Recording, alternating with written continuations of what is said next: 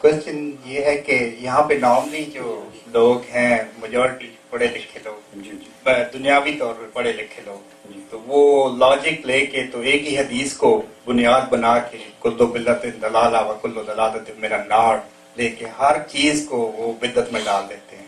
تو قرآن و حدیث کی روشنی میں بدعت کا روٹ کیا ہے اور اصل بدعت کیا ہے اسلام میں؟ دیکھیے، میں آپ کو مختصر ایک جواب، مگر مختصر اتنا کہ آپ کو سمجھ آ جائے، وہ میں انشاءاللہ دے دوں گا. اس کی تفصیل اگر آپ کو علمی طور پہ معلوم کرنا ہو اور اس کو سمجھنا پڑھنا چاہیں، میری ایک پوری کتاب غالباً 400-500 صفحات کی کتاب ہے، کتاب البدع، صرف بدعت کے معنی پر جو آپ نے پوچھا، اس پر پوری کتاب ہے.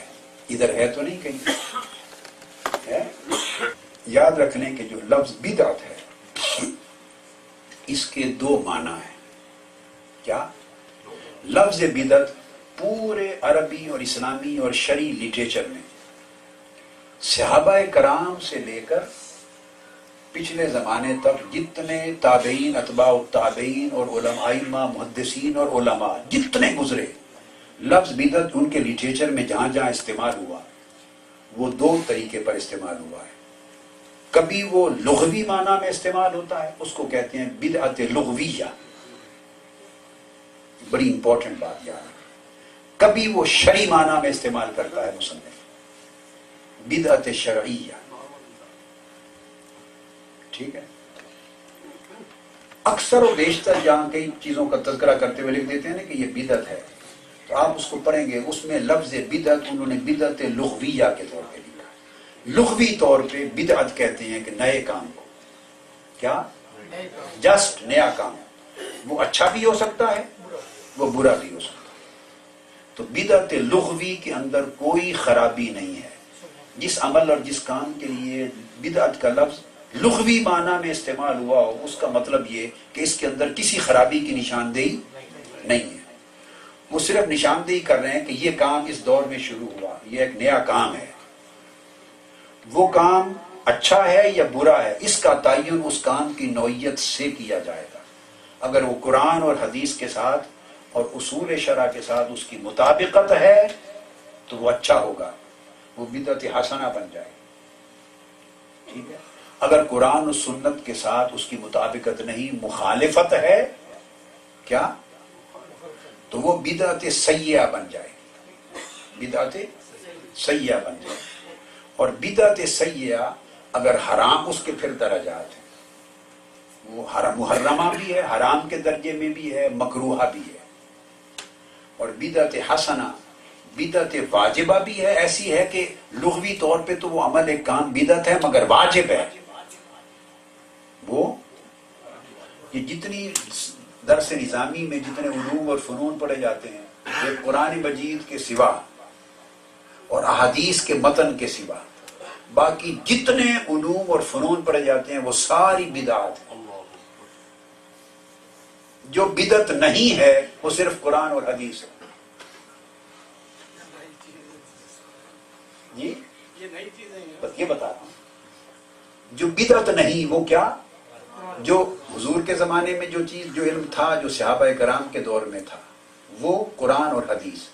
اس کے بعد جو علوم بنے، خواہ وہ اصول تفسیر ہے، خواہ وہ اصول الحدیث ہے، علم الجرح والتعدیل، اسماء الرجال، حدیث کی تقسیم. وہ کہتے ہیں نا یہ حدیث صحیح دکھاؤ، انہوں نے کہا حدیث صحیح کا لفظ حضور نے کہاں استعمال کیا، صحابہ نے کہاں استعمال کیا، تابعین.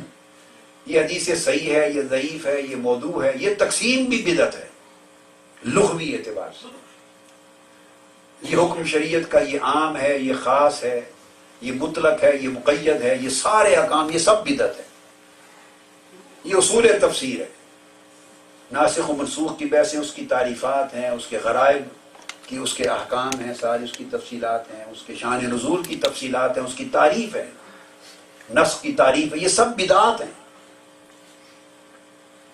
اس کے اصول تفسیر میں جتنا کچھ آپ پڑھتے ہیں، اصول حدیث میں آپ کو پتہ ہے سینکڑوں کتب اصول حدیث میں لکھی گئی. یہ جو امام اسقلانی نے لکھی سارا کچھ بدعت ہے. امام حاکم نے لکھا سب کچھ بدعت ہے. امام شافعی نے رسالہ میں لکھا سب کچھ بدعت ہے. بدعت لغویہ، بدعت میں آپ کو بتاؤں کیا بدعت لغویہ. تو ائمہ کے وقت سے لے کر تابعین، اتباع التابعین، امام سفیان ثوری، امام عبداللہ بن مبارک، زید بن حماد اور امام حماد بن زید، امام حماد بن سلمہ، امام سفیان بن عیینہ، جتنے امام گزرے حدیث کے بڑے بڑے، جنہوں نے عبد الرحمن بن مہدی، احمد بن حنبل، جتنے اصول حدیث اور جرح و تعدیل کے امام ہوئے اس دور کے اور آگے تک، انہوں نے جتنے کام کیے اسماء اور رجال کی کتابیں سب بدعت. ان میں سے علم کی کوئی فن حضور الاسلام کے عہد مبارک میں اور صحابہ کرام کے دور میں نہیں تھا. حتیٰ کہ قرآن مجید کے اعراب جو لگے یہ بھی بدعت ہے. اس کا یہ اعتراض کرنا بھی بدعت ہے. تو مقصد یہ ہے کہ مساجد کو پکا بنانا، مینار بنانا، گنبد بنانا، آپ سمجھ رہے ہیں نا بات. تو یہ بھی علوم اور فنون میں صرف ہے، نحو ہے، لغت کا پورا علم ہے، اس کی تفصیلات باریکیاں ہیں، بنیادی لغت نہیں. صرف ہے، نحو ہے، پھر اس کے علم بدیع ہے، علم بیان ہے، علم کلام ہے، پھر اس کے علم معانی ہے، پھر اس کے بعد منطق اور فلسفہ کی چیزیں ہیں. چلو وہ تو غیر اس کی اصل اور تھی، اسلامی اصل نہیں تھی، تو وہ چھوڑ کے تو اسلام کی اصل میں جتنے آگے علوم اور فنون چلے جاتے ہیں اور دیگر علوم جو لوگ پڑھتے ہیں سارے، یہ سب کچھ علوم بدعات ہیں. یہ سب علوم خادمہ ہیں جو وقت کی ضرورت کے پیش نظر جیسے جیسے لوگوں کو جس دور میں جس کی ضرورت ہوئی پیدا ہوتے گئے.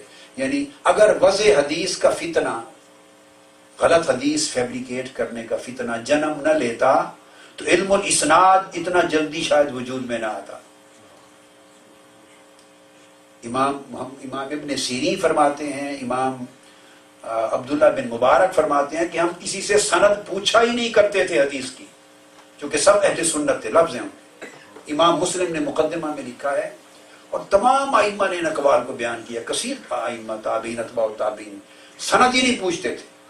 فرمایا جب یہ فتنہ پیدا ہو گیا اور لوگوں نے اس فتنے کے بعد اپنے اپنے مطلب کے لیے حدیثیں، روایات گھڑنی شروع کر دی، تو تب صحیح کیا ہے اور گھڑی ہوئی موضوع کیا ہے، اس امتیاز کے لیے پھر ہم سند پوچھتے تھے کہ بتاؤ رجال کون ہے تمہارے، کن سے لیے، پھر ہم سند پوچھا کرتے تھے.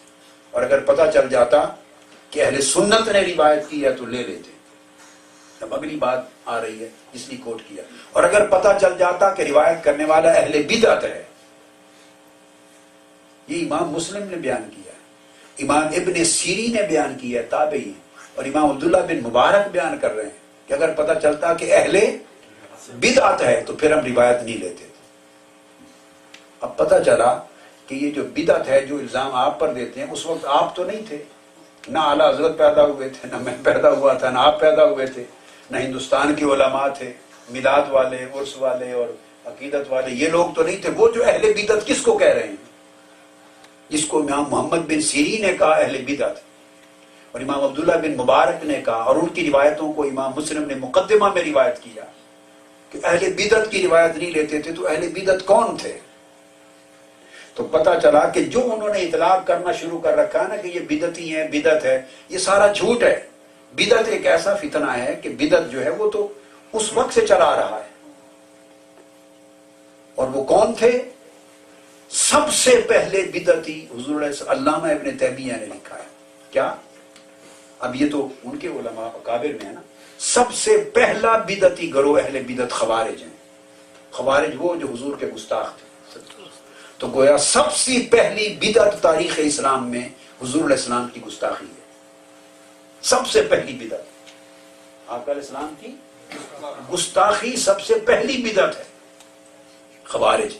پھر اس کے بعد جتنے بد عقیدہ لوگ، پھر روافض آئے، رافضی خالی جو شیعہ ہوتے ہیں، روافض آئے، پھر مرجئہ ہیں، پھر معتزلہ ہیں، پھر آگے کئی فرقے مٹ گئے اپنے پرانے اس وقت میں تھے. تو الغرض یہ ان گروہوں کو جنہوں نے اللہ رب العزت کی ذات و صفات اور دین کے بنیادی عقائد کے بارے میں تشریحات الگ کی تھی، اس کو وہ بدعت کہا کرتے تھے. تو سمجھانا یہ مقصود تھا کہ لغوی معنی میں یہ تمام چیزیں بدعت میں آ گئی. اگر یہ قرآن اور حدیث کے ساتھ ان کا ٹکراؤ نہ ہو، یہ قرآن کی کوئی اصل اور کوئی روٹ ان کی تائید کرے، قرآن کی کوئی اصل ان کی تائید کر دے، تو یہ اونچے درجے میں چلی جائے گی. اگر کوئی اصل نہ تائید کرے نہ مخالفت کرے، رد بھی نہ کرے اور تائید بھی نہ کرے، تو مباحہ میں چلی جائے گی، یہ مصلحت کے تحت آ جائے گی۔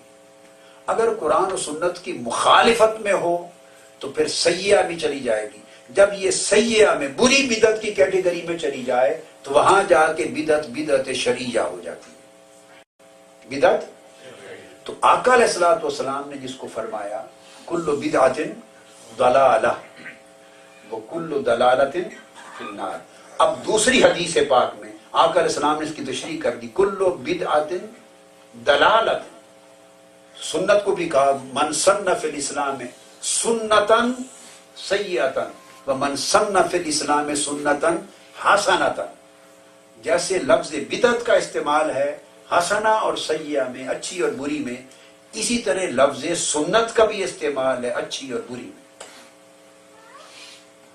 اس مسلم شریف میں بھی ہے، ترمذی میں بھی ہے، ابو داؤد میں بھی ہے، سیاستہ میں ہے کہ جس شخص نے اچھی سنت کا اجرا کیا اس کو اجر ملے گا اور عمل کرنے والوں کا بھی ملے گا، اور جس نے بری سنت کا اجرا کیا اس کو گناہ ملے گا اور عمل کرنے والوں کا بھی وبال اس پر ہوگا۔ تو پتہ چلا کہ آقا علیہ السلام نے سنت کو بھی تقسیم کر دیا۔ اب یہ سنت سے مراد آقا علیہ السلام کی سنت ہو سکتی ہے؟ اس لیے میں بتا رہا ہوں کہ دو معنی ہوتے ہیں۔ جس طرح سنت کے دو معنی ہیں، ایک معنی لغوی ہے اور ایک معنی شرعی ہے۔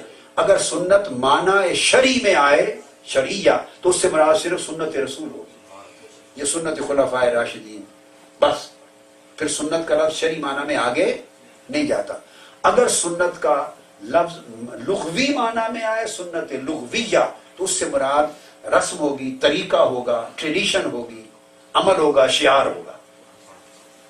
اب یہ لفظ سنت لغوی معنی میں امام مالک کے ہاں موطا اٹھائیں تو اس زمانے میں بھی استعمال ہوتا تھا، حالانکہ وہ ائمہ سنت تھے، تو اہل مدینہ کے عمل کو کہتے تھے کہ اس پر سنت ہے، اس سے مراد حضور علیہ السلام اور خلفائے راشدین کی سنت نہیں، یعنی ان کا عمل ہے، اس پر کیا پریکٹس ہے۔ تو سنت بھی لغوی معنی میں ہوتی ہے اور کبھی شرعی معنی میں، اگر شرعی معنی میں ہو تو وہ اچھی ہی ہوگی، وہ تو بری ہو ہی نہیں سکتی معاذ اللہ۔ تو جب اس کو کہا جائے سنتن سیئتن، بری سنت، یہ آقا علیہ السلام نے فرمایا ہے، جو بری سنت کو شروع کرے اس کا گناہ اور عمل کرنے والوں کا بھی وبال اس پر ہوگا۔ تو اس سے پتہ چلا کہ اب جب آپ پہنچ گئے اس نقطے پر کہ بری سنت بھی ہوتی ہے تو آپ کے پاس کوئی اور راستہ نہ رہا اس بات کو حل کرنے کا، عقدہ حل کرنے کا کہ لفظ سنت کس معنی میں ہے، تو آپ کو بامر مجبوری اپنا ایمان بچانے کے لیے اس کی تقسیم پر جانا پڑے گا کہ سنت کی دو تقسیمات ہیں، ایک سنت شرعیہ اور ایک سنت لغویہ۔ یہاں سنت لغویہ مراد ہے کہ اگر قرآن و سنت کے مطابق ہوگا طریقہ تو سنتن حسنتن ہے، اگر مخالفت میں ہوگا تو سنتن سیئتن ہے۔ یہی طریقہ بدعت کے اندر ہے، یہی طریقہ بدعت کے اندر ہے۔ نماز تراویح کی جماعت کھڑی کروا دی ہے ابی بن کعب کے پیچھے، سیدنا فاروق اعظم نے اگلی رات دیکھا تو صحیح بخاری میں ہے، یہ صحیح، تو خود نماز تراویح با جماعت شروع کروا کے جب اگلے دن دیکھا تو فرمایا نعمت البدعۃ ھذہ، یہ کتنی اچھی بدعت ہے۔ اب خلفائے راشدین کا فرمانا اور امام بخاری کا روایت کرنا بھی حضور کی حدیث کے مطابق اس کا تسلسل ہوتا ہے، اسی اصطلاح کا استعمال ہے۔ جیسے بتا دیا نا میں نے کہ سنت بھی حسنتن اور سیئتن، تو سیدنا فاروق اعظم نے تقسیم کر دیا جب فرمایا نعمت البدعۃ۔ اب ان سوال کرنے والوں سے آپ پوچھیں کہ بتائیں دو حدیثوں کو جوڑ دیں آپس میں، اگر ہر بدعت کا مطلب ہے کہ جو بھی بدعت ہوگی نئی چیز وہ ضلالت اور گمراہی ہے، اگر اس قاعدے کو مان لیا جائے تو سیدنا فاروق اعظم خود فرما رہے ہیں، خود تراویح با جماعت شروع کروا کے امام متعین کر کے صحیح بخاری میں خود فرما رہے ہیں کہ کتنی اچھی بدعت ہے۔ انہیں کہیں اس حدیث کو اور اس حدیث کو کہ ہر بدعت دلالت ہے، دونوں کی تطبیق کر دیں، کیا ہے آپ سمجھ گئے؟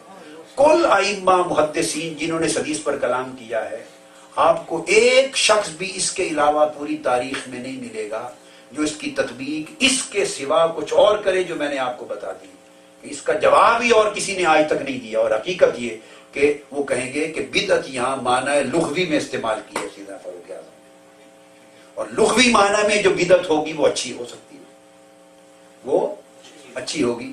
اور جو صرف بری اور دلالت ہوگی وہ بدعت شریعہ ہوگی. تو آ کر اور دوسرے مقام پر ایک مقام پر ایسا بھی اشارہ, اور پھر حضور نے فرمایا اگلی بات بدعت کی یہ تو آگے رکھ لو بدعت دلالہ. اب بدعت بنتی کیسے ہے؟ تعریف سنیں, یہ تو حکم ہے. کیا یہ ہے حکم, مگر تعریف کیا ہے بدعت کی وہ بھی حدیث سے لیتے ہیں. یہ تو حکم ہو گیا نا, تو تعریف بدعت کی کیا ہے وہ بھی حدیث نبوی سے لیں. یہ بھی صحیح بخاری اور مسلم میں حدیث بتا. آقا علیہ السلام نے فرمایا کل محدثۃ بدعۃ, یہ پوری حدیث ہے. اور یہ صرف اتنا ٹکڑا لوگ پڑھ لیتے ہیں, بلکہ پوری حدیث یوں ہے. آقا علیہ السلام نے فرمایا, چونکہ میں اس پر آپ کو کنکلوڈ کروں گا, میں تھوڑا ترتیب سے آہستہ آہستہ پیچھے چل رہا ہوں حدیث کے پیچھے. یہ اینڈ کا جملہ تھا, اب اس کے آگے پہلے کے حصے پہ آگے تعریف فرمائی کل محدثۃ بدعۃ. محدثہ, اب یہ لفظ یاد رکھ لیں, کیا محدثہ, ہر محدثہ کو بدعت کہتے ہیں. پہلے تعریف مقرر کر لیں, کیا ہر محدثہ, یہ حدثہ سے ہے, ہا دال ثا, محدثہ اس کا لغوی ترجمہ تو ہوتا ہے ہر نیا کام, مگر اب آگے متعین ہو جائے گا کہ نئے کام سے مراد دراصل فتنہ ہے. محدثہ سے مراد دین میں ہر پیدا کیا جانے والا فتنہ, دین میں پیدا کیا جانے والا ہر نیا فتنہ, اس کو محدثہ آگے آئے گا. تو فرمایا ہر محدثہ بدعت ہے اور ہر بدعت دلالت ہے. یہ قاعدہ بنا دیا. تو بدعت کی تعریف ہو گئی محدثہ. کیا تعریف ہو گئی؟ بدعت کی تعریف کیا ہوگی؟ محدثہ. آقا نے فرمایا صرف بدعت کس کو کہیں گے؟ جو محدثہ ہوگی. آقا علیہ السلام نے متعین کر دی کل محدثۃ بدعۃ وہ کل بدعۃ دلالہ. یہ قاعدہ بن گیا. اب سوائے محدثہ کے بدعت کوئی نہیں ہو سکتی. اب دوسری بات کلیئر ہوگی. اب اسی حدیث میں اوپر چلیں, محدثہ کیا ہے؟ محدثہ کیا ہے؟ اسی کے اوپر آقا علیہ السلام نے فرمایا ایاکم محدثات الامور. اور آقا نے فرمایا کہ تم اگر میرے بعد تھوڑا سا بھی جیو گے, زندہ رہو گے, تو میرے زمانے کے بعد عنقریب تم دیکھو گے کہ بہت بڑے فتنے پیدا ہونے والے ہیں. فرمایا تم میں سے جو شخص میرے بعد تھوڑا سا بھی زندہ رہے گا تو وہ عنقریب دیکھے گا, بہت جلد, میرے بعد بہت جلد بڑے فتنے پیدا ہونے والے ہیں, محدثات پیدا ہونے والے ہیں. آقا علیہ السلام نے فرمایا کیا محدثات میرے فوری بعد پیدا ہونے والے ہیں. اور اس وقت تم کیا کرنا کہ تمہارے اوپر واجب ہے میری سنت کو تھامنا اور محدثات سے بچنا. اور سنت کیا ہوگی؟ علیکم بسنتی و سنت الخلفاء الراشدین المہدیین. یہ پورا مضمون صحیح مسلم کی حدیث کا ہے, جس میں وہ لفظ آخر پہ آتے ہیں. ان لوگوں نے ساری حدیث کو چھوڑ کر آخری ایک ٹکڑا پکڑ کے تو اس کو بیان کر دیتے ہیں, اور ان کو بیان کرنے والوں کو غالباً اکثر کو یہ بھی پتہ نہیں ہوتا کہ یہ ایک بہت بڑی حدیث کا ایک ٹکڑا ہے. تو پوری حدیث کا مضمون یہ فرمایا کہ جب محدثات پیدا ہو جائیں فوری بعد, بہت بڑے فتنے دیکھو گے, تو پھر اختلاف کثیر جنم لیں گے, تو پھر تم سنت کو تھامنا. فعلیکم بسنتی و سنت الخلفاء الراشدین المہدیین. پھر تم میری اور میرے خلفاء راشدین کا جو طریقہ ہے ان کو تھام لینا, اور جو ان کے مخالف ہوں گے, جو ان سے بچنا, چونکہ جو ان کے مخالف ہوں گے ان کا طریقہ محدثات ہوگا, اور خلفاء راشدین کا طریقہ میری سنت ہوگا. تو آقا علیہ السلام نے اپنی سنت اور محدثہ کو آمنے سامنے کھڑا کر دیا. میرے بعد ان قریب زمانہ آ رہا ہے کہ بڑے فتنے اور اختلافات پیدا ہوں گے. تو سوال پیدا ہوگا کہ اس وقت جب دھڑے بنے اور فتنے اختلاف پیدا ہو تو تم کدھر جاؤ اور کیا کرو؟ فرمایا اس وقت میری سنت کو تھامنا اور محدثات کو چھوڑ دینا. اور میری سنت کیا ہوگی؟ میرا اور میرے خلفاء راشدین کا طریقہ میری سنت ہوگی. اور جو ان کے مد مقابل مخالف ہوں گے اس زمانے میں فتنہ بپا کرنے والے, وہ اصحاب المحدثہ ہوں گے, اصحاب المحدثات ہوں گے. تو محدثہ آقا علیہ السلام نے متعین کر دیا, ڈیفائن کر دیا کیٹیگوریکلی. یاد رکھ لیجیے بات, یہ میں ایک ایسی شرح کر رہا ہوں, یہ پہلے یہ اللہ کی شان ہے یہ پہلے نہیں کی گئی تھی. یہ بڑی بنیادی ایک بیسک شرح ہے کہ ائمہ محدثین نے اس بدعت کے مسئلے کو اس اینگل سے نہیں لیا تھا کبھی بھی تاریخ میں. یہ پہلی بار اس کی شرح اس طرح کی ہے, پہلی بار یہ کی. اور یہ جب میں یہ بات کہتا ہوں تو اس کا مطلب یہ ہوتا ہے کہ اہل علم اگر 1000 کتابیں 100 کتابیں اٹھا کے دیکھ لیں تو ان کو پتہ چل جائے گا کہ یہ شرح پہلے نہیں تھی. اگر ہوگی تو وہ اسی وقت کہہ لیں گے کہ قادری صاحب نے بات غلط کی تھی. میں ذمہ داری سے بات سمجھا رہا ہوں. یہ اللہ رب العزت کی دین ہے. اس دور کا فتنہ تھا, اس نے دیا, تو میں نے یہ شرح پوری کتاب پر آپ کو دے دی کہ آقا علیہ السلام نے زمانہ متعین کر دیا کہ محدثات کب جنم لیں گے. خلفائے راشدین کا دور کون سا, اور اس دور میں سنت اور محدثہ کو آمنے سامنے اس کا ٹکراؤ بتایا کہ محدثہ چھوڑ دینا اور سنت کو تھام لینا. اب وہ فتنے کون سے پیدا ہوئے؟ خلفائے راشدین میں. یہ محدثہ جب بیان کر چکے ایاکم والمحدثات, اب ان محدثات کو ترک کر دینا, سنت کو تھامنا, یہ فرما کر تب فرمایا اب تمہیں بتاؤں کہ میں تمہیں محدثات چھوڑنے کا حکم کیوں دے رہا ہوں. کل محدثۃ بدعۃ, کہ وہ ہر محدثہ جو ہے فتنہ وہ بدعت ہوگا اور ہر بدعت دلالت ہوگی. یہ ہے پورا ربط مضمون میں. اب جب یہ بات ہو گئی, اب یہ سمجھنا رہ گیا کہ وہ محدثات کیا تھے. وہ حضور علیہ السلام کے وصال کے فوری بعد جن فتنوں نے سر اٹھایا, پہلا فتنہ جھوٹے مدعیان نبوت کا تھا, مسیلمہ کذاب اور اس کے باقی. تو گویا پہلا محدثہ امت میں پیدا ہوا جس کی آقا علیہ السلام نے نشاندہی فرمائی, نبوت کا جھوٹا دعویٰ کرنا. سمجھ آ گئی. دوسرا منکرین زکوٰۃ, جنہوں نے انکار کر دیا زکوٰۃ کا ایک رکن اسلام کو خارج کر دیا. ایک نے نئی نبوت جھوٹی کو داخل کر دیا اسلام میں, ایک نے اسلام میں جھوٹی نبوت کو داخل کرنے کا دعویٰ کر دیا, یہ ہے نئی چیز. ایک نے ارکان دین میں سے زکوٰۃ کو ایک گروہ نے خارج کرنے کا کر دیا, دوسرا فتنہ ہو گیا. تیسرا مرتدین ہو گئے کچھ لوگ, کئی چیزوں کو چھوڑ کر پیچھے ہٹ گئے. تین. چوتھا فتنہ پھر سیدنا عثمان غنی کے دور میں خوارج کا پیدا ہوا, اور وہی فتنہ سیدنا مولا علی المرتضیٰ کے زمانے میں ان سے ٹکرایا. تو چوتھا فتنہ خوارج. 4 فتنے پیدا ہوئے, جھوٹا دعوی نبوت, انکار زکوٰۃ, ارتداد مرتد ہونا, دین سے خارج ہو جانا, اور فتنہ خوارج, گستاخی نبوت اور گستاخی صحابہ اور گستاخی اہل بیت. یہ 4 فتنے پیدا ہوئے. یہ ہیں جو خلفائے راشدین کے دور میں ہوئے. پانچواں کوئی نہیں تھا. جب ان فتنوں کی نشاندہی کر کے فرمایا کہ ان کو چھوڑ دینا یہ محدثات ہیں, اور سنت کو تھامنا, اور سنت میرے خلفائے راشدین کا طریقہ, اور یہ محدثات بدعت ہیں اور یہ بدعت دلالت ہیں, تو قاعدہ متعین ہو گیا کہ اس طرح کے محدثات کو بدعت کہا ہے آقا علیہ السلام. اس طرح کے محدثات کو بدعت کہا ہے. اب کوئی کہے گا کہ باقی دور قیامت تک کے لیے بدعت کا اطلاق کیا ہوگا, تو ہاں قاعدہ متعین آقا علیہ السلام نے فرما دیا, اگر کسی بھی زمانے میں کوئی دعوی نبوت کرے تو وہ محدثہ ہوگا, وہ بدعت ہوگی. بس قادیانیت بدعت ہوگی. یہ فی دلالت وکل دلالت فی النار ہوا. کسی زمانہ میں کوئی ارکان اسلام یا ضروریات دین میں سے کسی ایک کو خارج کرے, یہ محدثہ ہوگی, یہ بدعت ہے, یہ دلالت ہوگی, یہ فی النار ہوگی. کسی زمانہ میں کوئی دین کے ارکان میں, واجبات اور فرائض میں اور بنیادی اساسی ضروریات دین میں کوئی اضافہ کرے, وہ محدثہ اور بدعت ہوگی. کوئی کعبہ نیا بنا دے, کوئی حج کا مہینہ نیا بدل دے, کوئی ایک حج کو 2 حجوں میں بنا دے, کوئی کہے کہ گرمیوں میں حج منسوخ اور سردیوں میں ہوگا, کوئی رمضان کا مہینہ بدل دے. اب آپ سمجھیں کہ جو اساسیات دین ہے, ضروریات دین, ان میں کوئی نئی چیز داخل کر دے یا کوئی اصل چیز کو خارج کر دے. جیسے وہ 4 فتنے ہوئے تھے, اس سطح کا کوئی فتنہ اگر قیامت تک ہوگا تو وہ حضور علیہ السلام کی تعریف کے مطابق بدعت ہوگی. اور اس کے علاوہ کوئی چیز جو ضروریات دین میں سے نکالی نہیں گئی اور ضروریات دین میں اضافہ نہیں ہوا, اس کا کوئی عمل بدعت سیئہ نہیں ہو سکتا. جو آدمی یہ تعریف کرے وہ حضور کے فرمان کا دشمن ہے, مخالف. اب آپ کو اس کی تفصیل آپ پڑھ لیں گے کتاب البدع میں. میں نے تو اس میں تو میں نے یہ تو ایک نقطہ بیان کیا, اس میں تو اور بے شمار ہیں.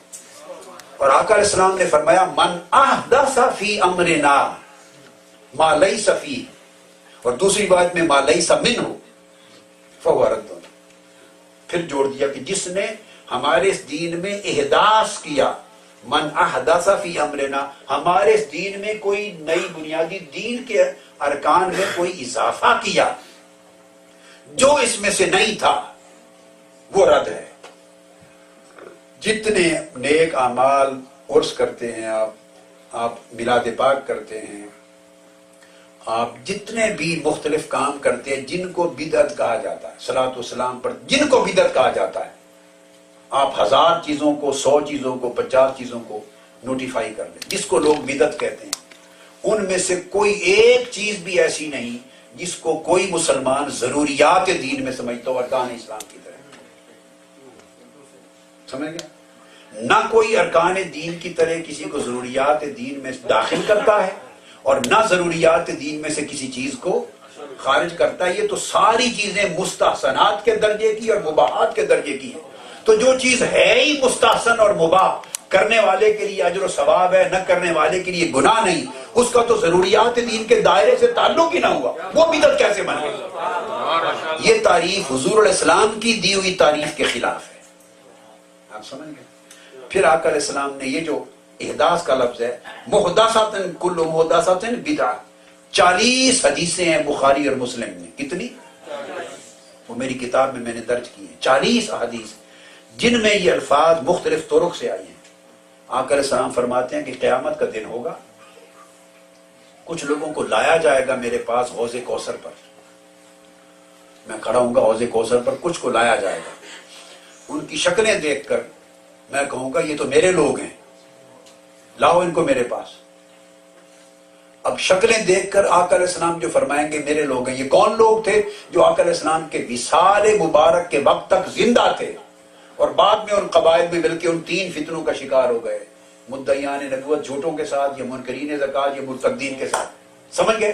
چہرے دیکھ ہوئے تو میرے لوگ ہیں، تو فرشتے کہیں گے یا رسول اللہ کیا آپ کو نہیں پہچانتے کہ ما احدثوا بعدک، یہ لفظ 40 مرتبہ آیا حدیث ہے کہ آپ کے بعد انہوں نے کیا کیا محدثات کیے۔